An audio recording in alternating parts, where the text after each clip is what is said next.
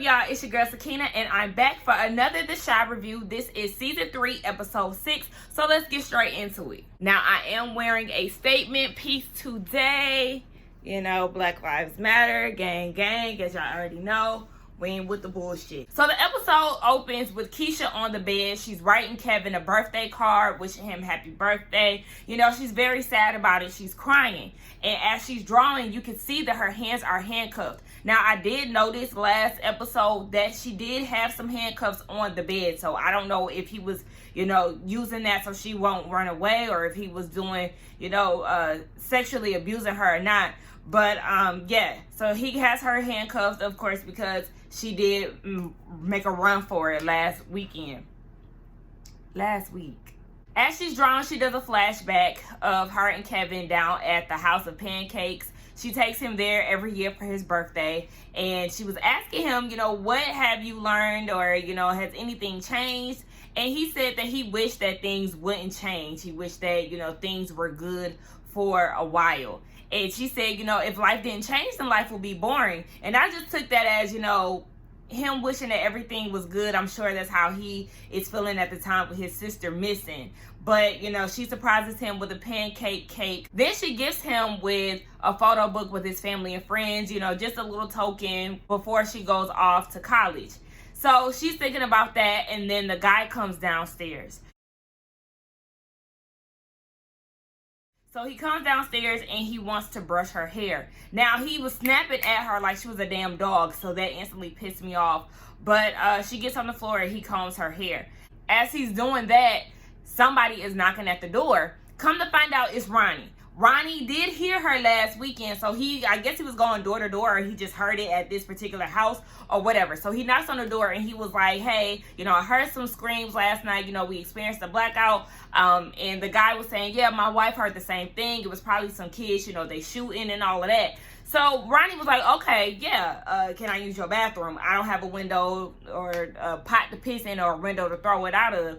So he lets him come in. Now, when he let him come in, he's scoping out the room, the house. You know, the bathroom was upstairs. And the guy is also boiling some tea or some water for some tea. So Ronnie goes upstairs and he's checking out every room. Now, when Ronnie was downstairs, he did notice those trophies. So he goes upstairs and he uses the bathroom. And Keisha can hear Ronnie walking around. So she starts to scream for help. Now, at the same time of her screaming for help, the tea kettle goes off and she's screaming into the vent. So Ronnie really can't hear it, but yet he can. So he goes downstairs, and I thought he was going to see one of the cameras, but he didn't. So he goes downstairs and he was telling the guy like, hey, I thought I heard some screaming. I don't know if I'm tripping or not. So as he was saying that, the guy was like grabbing the trophy because he was going to hit Ronnie upside the head. But once he said he was tripping, you know, he just let it go. So Ronnie was like, thank you for letting me use the bathroom. And he was out of there. Once Ronnie leaves, then the creepy guy, I don't even know how to address him. We just going to say the creepy guy comes downstairs and he's upset at the fact that Keisha was yelling. You know, he was saying, do you want daddy to get in trouble? And at the same time, he's balling his fist up. He's upset. So then he takes the chair and makes Keisha sit in it. Again, she is actually chained to the bed. So she's handcuffed and chained. So she can only go but so far. So he sits the chair down and he was saying that he went off into a story about how she reminds him of his first crush. Now, his first crush, her name was Sophia. She was pretty and she had natural hair just like Keisha's. So, you know, he was crushing on this girl. He asked her out on a date. Now, she rejected him because she was more so into football players. So as time went on, she started to flaunt her hair a lot. She started to basically hoe around the block and wear her blouse is open, you know, just seeking attention. And then she ended up being pregnant. She was fat and on welfare. So he was saying he could not save her, but he's doing his best to save Keisha. So in his sick mind, he thinks that he's saving Keisha from this life that his crush had. And then as he's telling this story, he starts to cut her hair. And that just really sent me. I said, you know, hair is really important to us girls. And him already mentally abusing her and then cutting her hair, that's just like sending her back. I don't know if he is, you know, sexually assaulting her. That sends her further back, you know. So I was just thinking about all of this shit. And every time I watch this, it just makes me go into like a space of like really wanting to save girls who are going through that situation, you know, just like Imani was, and thinking of things that I would try to do if I was ever in that situation. God forbid. God, keep in mind that none of us are exempt from this shit, okay? But yes, so we got Nina and Dre. They're at the house wrapping up Kevin's gifts for his birthday. Dre asks Nina what did she get Kevin for his birthday. He's dating Gemma now, so she wants him to smell good, so she got him some cologne. She really didn't know what to get him, even though I guess he wanted a game station or like an Xbox or something like that. But Nina said that Keisha usually helps her with the gifts. Of course, this brings her to tears, and she's thinking about it. Kevin comes out, and he is saying that he really doesn't want to hang around them this birthday because he's hanging out with Jake and Pop. They already have something arranged. So Nina is like, all right, I understand, you know, he doesn't want to hang with us. So Dre was like, you know, don't even worry about it. They told him to come and eat first, and then he can go hang out with his friends. But Dre tells Nina once he leaves, like, don't worry about it. Me and Papa arranged a surprise birthday for him last night. And that just made my heart melt. Y'all, confession, I do have a little girl crush on Dre's character. You know, I don't even like women. I'm not, you know, in the lesbian pond. But there is something about her that just makes me be like... I think it's just her supportiveness. Like, she's very supportive of Nina. She's very helpful and very involved as far as trying to find Keisha despite their struggle. So, I don't know. I told y'all she is my favorite character right about now. I'm really, really loving her. But yes. So, they're getting ready for that. We got Emmett and Tiffany. They're going off into the secret dispensary. You know, we all know that Tiffany is the local weed girl. So she's getting in there and she's asking for a particular kind of weed because she has a client that is going through chemo. They don't have the particular weed that she wants, but Emmett is going around and smelling the weed, you know, dropping lids and shit. And Tiffany told him before he get in there, like, you know, I need you to be real low key. You know, I've been trying to get into this dispensary for a long time. So he ain't really helping being all loud and shit. Now, Tiffany goes in the back with the girl to get an alternative to what she was actually looking for. And when she comes back, they go to the cash register. It's going to be $4,000. Now, what's her name? Emmett is having an issue with this because he feels like, you know, she is doing them a favor. She needs some type of discount. And he requested to speak to the manager. So he's starting to turn up, and he was about to get escorted out. Big tall dude yanked his little ass up and was about to, you know, to carry him out. But then we get a blast from the past. Brandon's cousin Hannibal, the one who was all, you know, one with nature and shit. So I'm glad that they was able to fit him in somewhere, because I did mention in episode 1 how Brandon fucked up the whole thing and was, you know, costing some people cameos and appearances, whatever. So it's good. I'm glad to see him back. And he recognized Emmett, so he brought Tiffany and Emmett to the bank. So they smoking, and he actually pulls out some special stuff, you know, some of his own little batch that he had stashed away. And he was letting them know, like, you know, this was helping me when I was working in corporate America. He said a word when he said that cubicles is a jail cell. Honey, baby, look, I work in a cubicle, and sometimes that shit will drive me crazy. But luckily, I've been working from home even a little bit before the pandemic, so... blessed, okay? So as he's saying this, you know, Emmett is real high. He's walking around looking at the lava lamps and shit, and I'm just peeping out the atmosphere. It's very zen-like. It's real purple colors and oranges, and he got them some hot kombucha. It's just like a whole vibe, right? So Emmett's whole thing is, look, instead of us taking this ounce, let's just go ahead and pay full price for it, and then you could let Tiffany get a discount for it. And he shut that shit down. Hannibal was like, no. He also said that they can sell his stash on a premium price. You know, basically just trying to hustle his way through. And that's what Hannibal was saying. Like, why niggas always have to try to hustle? But he was like, it's not. Like, we don't even want to...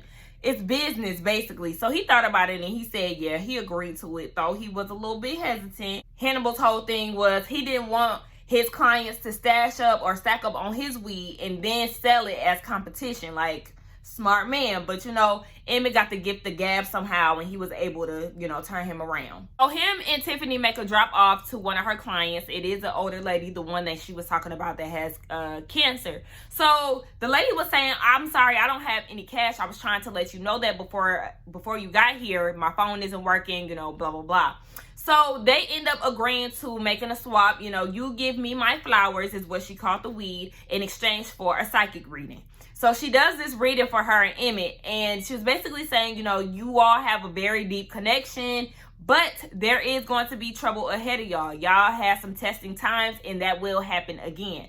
So she didn't want to give them more detail on the trouble without being gifted some more flowers. And I was like, okay, yeah, she definitely is hustling, y'all. So she give her some more weed, and she was like, okay, yeah, basically, Emmett, your penis is what's gonna get them in trouble. She didn't say who it was or what was necessarily gonna happen. She said basically Tiffany's coochie will never satisfy him and what he needs. We're all thinking, or at least I'm thinking, that it has something to do with Dom. You know, they have some type of sexual chemistry. So yeah, we don't know. So Kevin and Gemma are out skating, and I love skating, y'all. I don't know how to skate to save my life, but I like just the whole feel of going skating. Everybody want to go down to Cascade down here in Atlanta, and let me tell y'all, for anybody who has never been to Cascade, it's just like ATL, okay? Just like the movie ATL. They are not lying, okay? The shit is real. So I'm not going back to Cascade until I learn how to skate like a pro, because they don't play no damn games out there, all right? But anyway, Gemma wants to invite some of her friends because Kevin was supposed to invite Jake, or Jake was supposed to show up. So, you know, Kevin is texting Jake like, Gemma wants to bring her weird ass friends. Where are you at? Now the girls get there, and come to find out, her two friends are white. Now I know they go to a public school, and you know, Gemma is coming from this rich family and all of that. But for you to be so pro-black, Miss Blackity Black, you would think that she would have a group of black friends, but no, I guess these are some friends from school or whatever. So when they get there, they ask Kevin, or tell him, you know, I'm sorry about your sister, blah, blah, blah. And you know, Kevin's whole thing was, the reason why he didn't want to tell Gemma was because he didn't want to be like a sad story, or he didn't want anybody feeling bad for him. So Kevin is upset, and he was asking Gemma like, bro, how do these girls know about my sister? Gemma acts like she doesn't know. Kevin pins it on Jake, you know, thinking that he ran his mouth. But it was like, yeah, why would he run his mouth to these white girls? He don't even like that school. But whatever, you know, Gemma let him go ahead and take the rap for that. They go off to the pancake place that him and Keisha used to go to. And Gemma gifts him with an iPad, you know, making him feel good. And so she then confesses that it was her that ran and told, or the reason why the girls know. She didn't tell them directly, but she told her mom, who told somebody with a T. I was like, child, who is that? I don't know who it was that she told, but I never heard of who that was before. Y'all let me know down in the comments if y'all know who she told her mom, who then told the white girls or whatever. So yes, Kevin got upset and was like, you know, why did you tell him my business, basically? And his whole thing is he doesn't want to talk about it, though Gemma wants him to. She applauded him for his bravery, you know, feeling like she wouldn't be able to handle that had one of her siblings gone missing. But, you know, Kevin wasn't trying to hear that, so he stormed out. Now, Trig is over at the house, and the house is destroyed, honey. I thought Imani had done, you know, ran off in the night and he got pissed off and fucked up the house, but I guess that wasn't the case. He called Jake over there and was asking him what happened to the 50 racks that Reg had stashed away. He told me that he had one for emergency purposes, and me trying to get custody of you is just that. So Jake is like, Reg is broke. Like, he was broke. He didn't have no money. I don't know what you're talking about. But, you know, Trig is like, nah, there's definitely something going on with that. It's some money somewhere. He was telling Jake that he really wants a better life for him, but Jake's whole thing is, look, bro, I'm good where I'm at. You running over to your brother's house don't show that. So you can think that all you want, but in our reality, honey, you was scared of Douda. So zippy. Now, as they're going back and forth about this, Douda's mom is on the news and she's going against her son. She's basically bashing him, saying that he's selfish and that all he's looking to do is gain power. Basically, he ain't shit. And then she says that she endorses Camille. Honey. So as this is going on, Douda and Candy Rose is actually at the house, and they're looking at the same news channel. And Candy Rose is upset, and she was like, you know what, I don't like that bitch. But Douda was like, look, hold on, slow your roll. That's my mama. I'm gonna need you to go ahead and pipe down, chill out, stay out of it. But you know, she's very upset about it, and he was like, just really stay out of the bullshit, don't feed into it. I'm not gonna respond, and I just want you to do the same. So Trig and Jake end up going to the basketball courts, and they playing a little basketball, sharing the story about one time how some nigga stole Trig's shoes, and he beat his ass but still let him have the shoes and all of this. So while he's telling this story, Trig peeps that they're being watched by somebody in his car. Jake asks, why did you leave? And he said that he left because he wasn't a man. Jake didn't like that response, because he was like, while you was out here trying to figure out how to be a man, we lost out on one, basically saying that you skipped town on us. And Trig is like, you know what, I can't change the past, but you're gonna be mad at me forever about this. Like, I can't help that. And then Jake is getting upset, you know, he balling up his fist too. Like, I guess everybody wanted to swing on somebody in this episode, but he balling up his fist, and Trig called him out on it. Like, I see you balling up your fist, but you want to hit me, bro, hit me. So then he ended up swinging on him. And, you know, he was like, all right, I can't be your Superman. You know, I can't save you, but I'm also not going to be your punching bag. So are we good? Now they go over to the stash house that Reg was talking about. You know, he said it was in a safe place, or it was at home or something like that. Trig finds the money in a hole in the wall, and as they're getting it, they hear some footsteps. Now they, you know, duck off on the side of the corner, and once this dude hits the corner, Trig starts beating his ass with a stick. It's the same guy that he peeped at the courtyard. Not the courtyard, bitch. The basketball court. So he went, and Jake recognized who it was. It was one of Douda's guys, and Trig is like, I know. Jake's whole issue is, why didn't you tell me that we was being followed? That nigga could have killed me. Trig ain't trying to hear that. He wasn't gonna kill you, but they definitely out here trying to kill me. So Jake is like, okay, so is that why you was trying to keep me around all day? He was like, yeah, pretty much. But also, Jake is saying that Trig is no better than Douda. And then that's when Trig was like, hold on, wait, nigga. Douda is the one that killed Reggie. So basically, Douda had Reg killed through the Wild Boys to basically cover it up. It wouldn't be no blood on his hands if the enemy killed him. You know what I'm saying? So he was trying to convince Jake, like, bruh, think about it. He did this shit. So once he thought about it, you know, he made Jake choose. Like, it's either me or it's Douda. So Douda's mom goes and pays a visit over to Miss Candy Rose. And she was letting her know, like, you know, throwing all kind of shade and, you know, being real rude about shit. So then she says that their marriage is small, because Candy was saying that once a man is married, you know, basically he has more responsibility. He's no longer an extension of his mom, you know, so he has more potential to be great.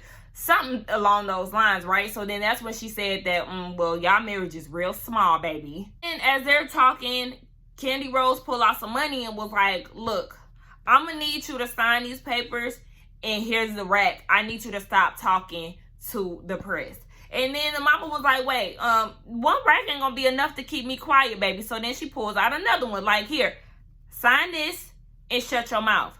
So she signed it, and then she also confessed that Camille didn't call me. I was the one that gave her a call. You know, she basically volunteered her services, and that pissed off Candy Rose and was like, why? Like, why did you do that? She did that because she said that she is a mean, cold-hearted bitch that will do anything to get what she wants. And she reminded her of Douda's mom when she was younger.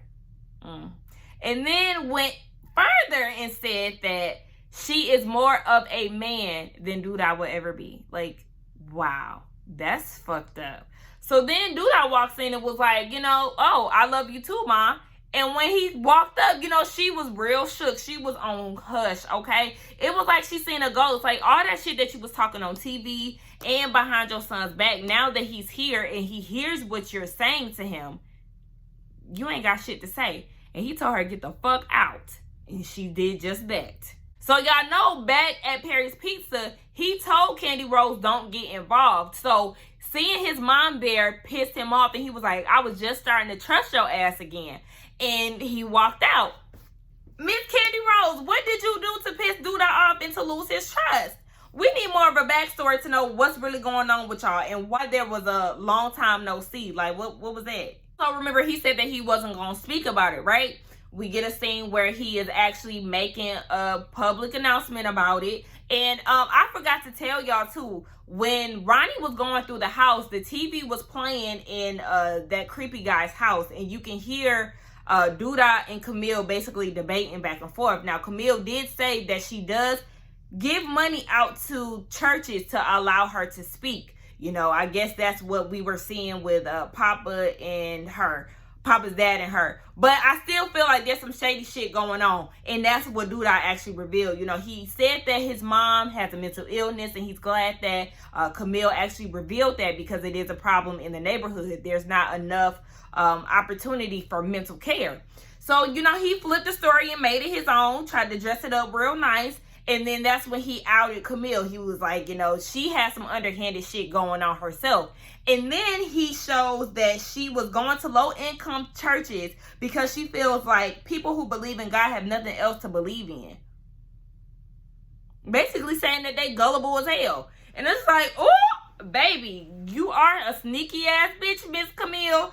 So I'm really interested to see how this whole political thing against her and Douda is going to unfold. So after Ronnie got done playing Mr. Investigator, he decided to take Miss Ethel out. Apparently, she had been talking about this bar called Foxy. And it's actually her old jazz bar that she opened. So she's getting dressed for it, and she looks so beautiful. She is in all red. She has her pearls on. She has a flower in her head. Her hair is curled.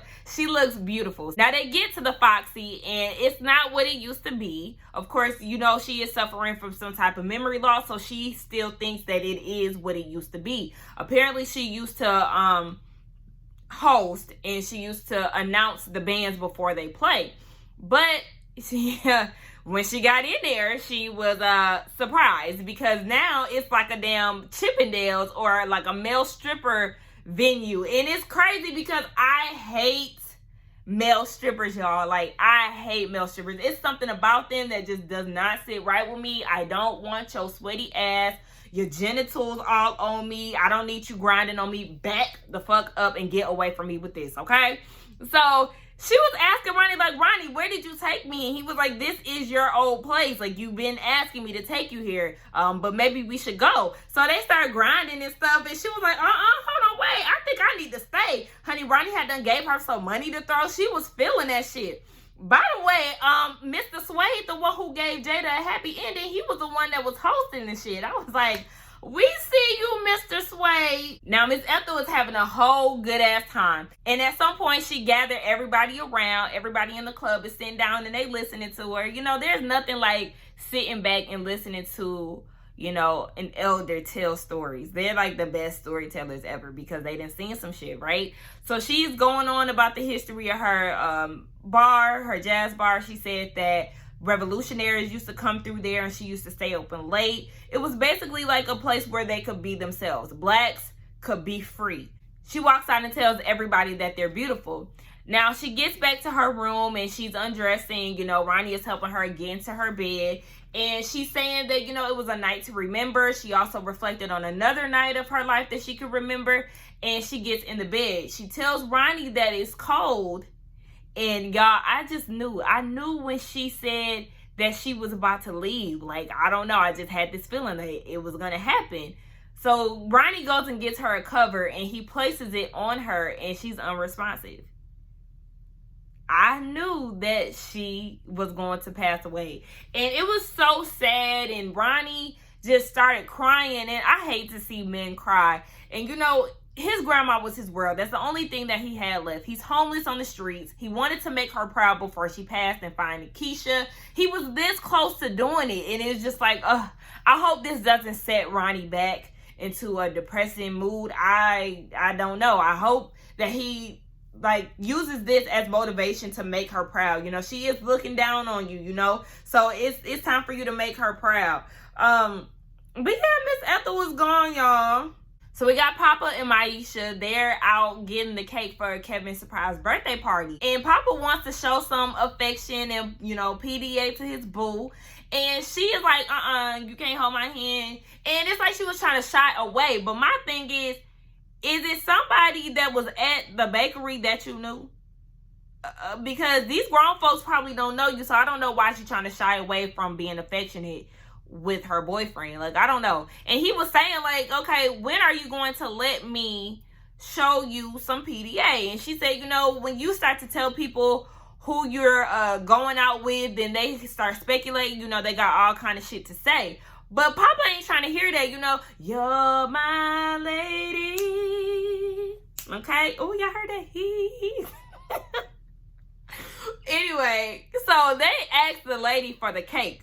And little worker bitch got an attitude out this world. She in her phone. She don't want to help. She bring the cake over to them, and they done spelled Kevin's name wrong. And I'm like, yo, what was it? Kavion? Some shit like that. Like, all kind of wrong. And she was like, okay, so how do you spell it? Sis, did you go to school? Have you ever been out before? Have you ever met anybody by the name of Kevin? Okay, whatever. So she goes and fixes it, but all the bitch did basically was dip her hand in and take out the misspelled words. It's just like, or letters. Like, bitch, I would have went over that counter and we would have fought, but whatever. They take the cake. They walking down the street, and Maisha was saying how one of her cousins got shot, and it made Papa question the whole situation. Like, you know, why did God put her through that? You know, she strikes me as somebody that God will look over. And Maisha was like, you know what? She learned something from Papa's dad's church, and, you know, was basically saying that things happen for a reason. And Papa's whole thing is, you know, I got a lot of questions for God lately. You know, it was okay when I was younger, but now that I'm getting older, I just need to know what's up. So you can kind of tell, I think that kind of stemmed from him seeing his dad take money from Camille. I think that's what's really got him questioning his faith. Now, as he doing all of that, honey, he done tried to grab her hand while he holding the cake. And in the midst of doing that, he done dropped the cake on the ground. And he was just like, you know what? I should have known that trying to hold your hand was going to cause me to drop that. But you know what? I don't give a damn because I want to hold your hand. So they go and, you know, go off to the party. Now we see that Keisha is being fed. And, you know, the guy is always fucking feeding her. I promise you, he's a damn pedophile. He has this fantasy or this fetish for little girls. Like, he keeps acting like she's a fucking baby. So he's feeding her. And she was like, you know, if I'm a good girl, can I ask you for something? Everybody is getting ready for Kevin's birthday party. You got Emmett and Tiffany there, Papa, Jake, it was somebody else there. Oh, Maisha. You know, they're all there to celebrate his birthday with Nina and Drake. Before Kevin gets in to the house, he gets a call from a blocked number. And when he answers, he's saying hello and nobody is responding. And we see that is what Keisha had asked him, or, you know, the creepy guy for. I guess she wanted to hear his voice. And she didn't say anything. And y'all, that just like tore me up. That shit really tore me up. But, you know, the guy was like, you know, is that what you wanted, or something that he said. And, you know, she's just crying. But before he gets in the house, he also gets a lot of text messages from Gemma. She's blowing him up, you know, trying to apologize. But I guess he's cool on her for right now. And he goes in the house, the lights are turned off, but everybody turns them on and says happy birthday. And I just love this whole scene because they're giving him his gifts, and you could just tell the love. Like, I really love birthdays, y'all. You can just feel special on your day, and your family and friends gather around you, you know, even if they ain't giving gifts, it's just always good vibes for the most part. So they're giving him gifts. Douda and Jay gave him a watch. It was a nice watch, and, you know, they give him his little pancake cake. So they tell him to make a wish, and you can just only imagine that his one wish was to get his sister back. And just watching that had almost made me cry. Like, I started tearing up because it just made me think of me and my brother. Like, I have a younger brother. I actually have two younger brothers. One is a year apart. We're a year apart. And then another one, we're 15 years apart. Yeah, I'm a big sister. But just imagining the relationships that I have with my brothers. Like, I know they would go insane if I was missing. And I'm about to cry right now. Okay, but anyway, y'all, let's wrap this up, okay? Anyway, that was the end of the episode. It was a really good episode. It did pull on my heartstrings a few times. Y'all, don't forget to like, comment, and subscribe. Look, I'm all over the place. I done did the shit wrong. Don't forget to like, comment, and subscribe to my channel. And I will see y'all in the next one. Bye.